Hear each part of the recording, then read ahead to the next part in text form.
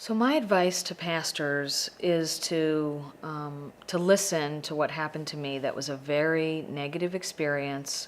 I was a brand new Christian, and I was involved with a group of Christians on campus, and we were planning an outreach event.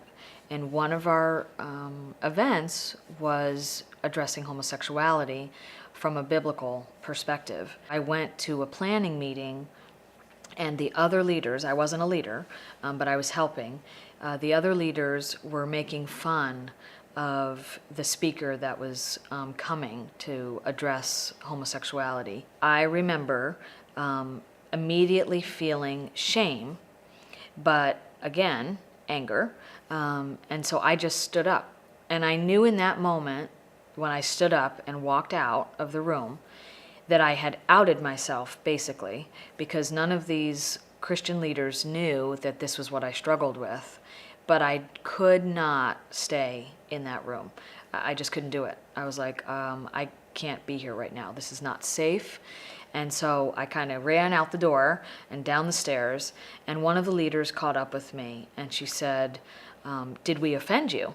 And I said, if you knew how hard it was to struggle with this, you would not be making jokes about it. I ran into another Christian friend of mine, and he could see the hurt and the shame written all over my face. And he's like, what happened?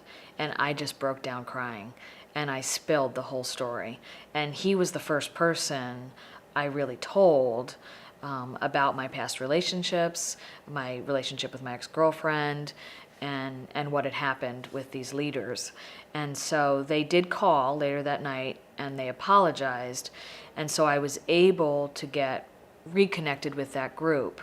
But if it hadn't been for that Christian friend I ran into, and I really feel like that was God protecting me and God intervening, I feel like I would have walked away from Christianity, for sure. Because of the depression that had plagued me prior to becoming a Christian, I often wonder if I wouldn't have killed myself. I think that would have been in my future, because without Christ, there was no hope. So that's definitely a defining moment for me in terms of really encouraging churches and pastors to not joke about homosexuality, to not make derogatory comments, because you really don't know who in your audience or who in those people that are listening to you, you don't know who's privately struggling with these issues.